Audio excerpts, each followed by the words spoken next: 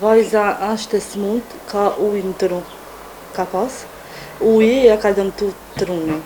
Një nën nga Shkupi po përballet me sfidën më të rëndë të jetës. Lejla Neziri, nën e 2 fëmijëve, e cila jeton në Shkup me qira, ka një vajzë të vogël të sëmur, e cila është në moshën 2 vjeçare, kërkon ndihmë nga qytetarët sepse nuk mund ta paguajë banesën, jeton vetëm me një ndihmë sociale.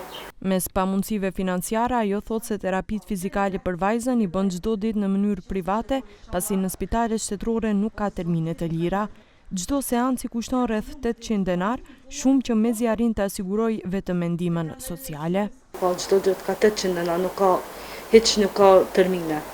E çfarë i bëjnë atje përveç terapisë fizikale? Edhe kam edhe do terminet e Sistina me bë. Ama s'po moj me arrit. Me ja bë. Sa duhet për me e shëru këtë fëmijën e vogël? Nuk unë kanë caktu, po duhet. Se për ndërxham nuk unë bejt, jam kanë thonë nuk ka shërum. Se edhe fëmijën e smut, edhe me gajë stres, edhe për banesë shumë zartë e kanë, shumë.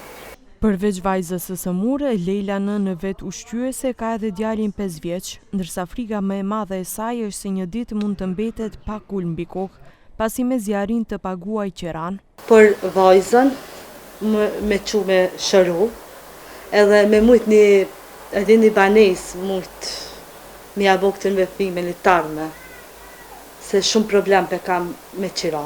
Mendoj se pi arrit me pagu. A ndihmoj njerëzit ndërkohë për me pagu qiran? Ndërkohë vetë. Ajo apelon bamirësi që t'i dalin në ndihmë për t'i dhënë një shpresë vajzës së vogël dhe kësaj familjeje që po lufton çdo ditë me dhimbjen dhe varfërinë. Të gjithë ata që duan të ndihmojnë mund të lajmërohen në numrin e telefonit të shfaqur në ekran.